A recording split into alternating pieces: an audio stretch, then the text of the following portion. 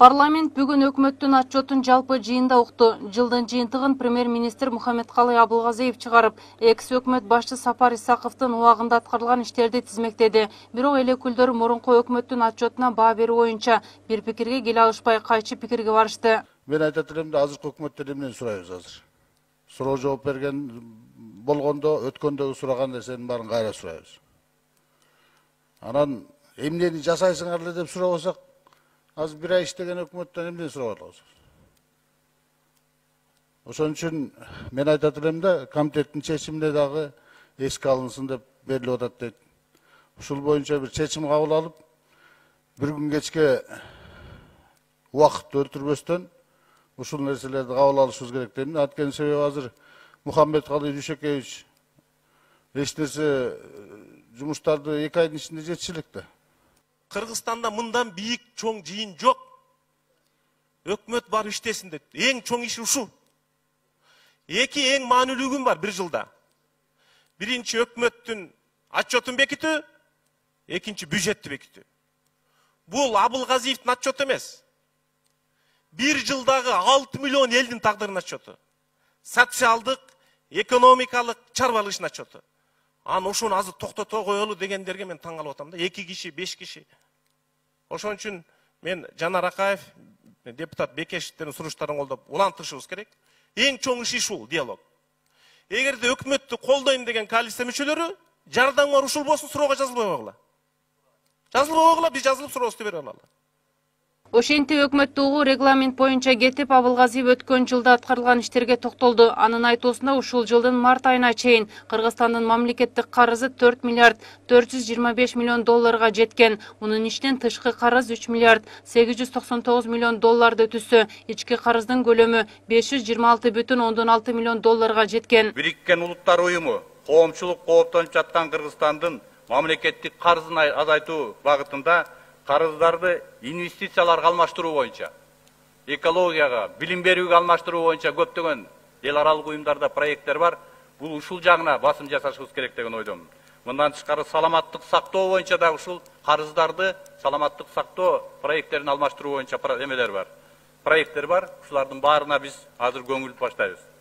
Аткаруу бийлигинин жылдык отчетуна көпчүлүк депутаттар канаттанышпайт. Анткени Исаковдун ишмердүүлүгү солгон жүрүп, көзгө басар ийгиликтер болгон эмес. Мындан улам жаңы өкмөттүн курамы системалашкан коррупцияны ооздуктап, 20 000 долларга чейин айлык акы алган жетекчилерге чара көрүүнү сунушташат. Мен Счетный палатанын акыркы 4 жылдын актыларын карап чыктым да. Ал жерде 1,5 миң киши иштейт экен. 1,5 миң кишинин орточо айлыгы 66 000 сом экен. Бирок ошол топ менеджер 10 киши экен. 10 кишинин айлыгы общий фонд заработной платанын 10%-ын түзөт экен. Жалпысынан алганда сиз айткан 10 000 доллардан эмес, даже 20 000 долларга чейин жетекчилер алат экен да. Сиз айтып кеттиңиз, орточо мындай жөлөк пулдун баалары 2 000 сом, 3 000 сом. Өмүр бою иштеген докторлор, науктун, доценттердин айлыктары 10 000 сом. Кандай показательдин негизинде ушул мамлекеттик ишкананын жетекчилери өзлөрүнө 10 000, 20 000 доллардан айлык маяны коюп атышат.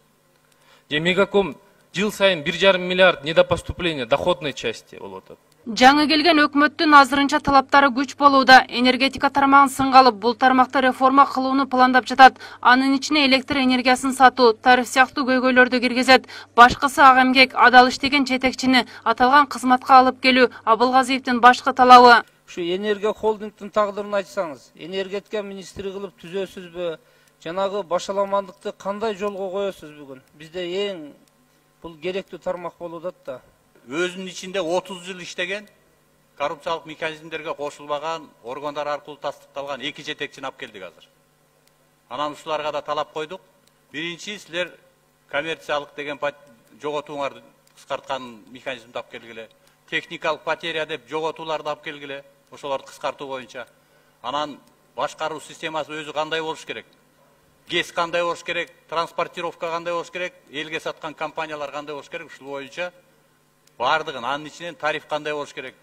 Кээ бирлери айтып атат, 77 тыйым менен киреше менен иштесе болот деп конкуренттер айтып атат да. Анан ошонун баарын тастыктап туруп сиздерге айтып, мен ойлойм, реформа сөзсүз болуш керек. Анан көпчүлүк айтып атат, энергетика министрлиги болуш керек деп.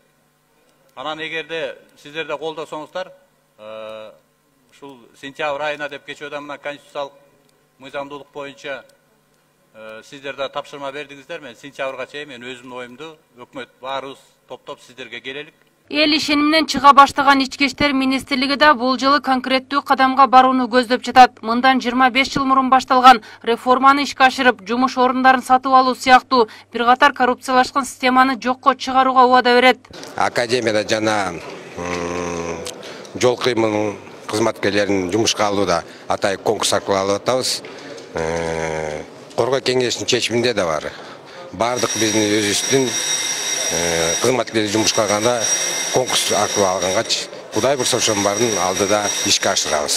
Жыйындын жүрүшүндө айрым эл өкүлдөрү аймактарга көп кабаттуу үйлөрдү салууну өкмөткө сунуштаса, кээ бирлери экономикалык кылмыштуулукка баргандардын мал мүлкүн мамлекетке кайтарып алуу боюнча демилгени өкмөт жандантуусу талап дешет. Ал эми аткаруучу бийлик бул боюнча Каржы министрлигинин алдында эсеп ачыларын убадалайт. Зара Бакаева, Азамат Бакиров, Next TV.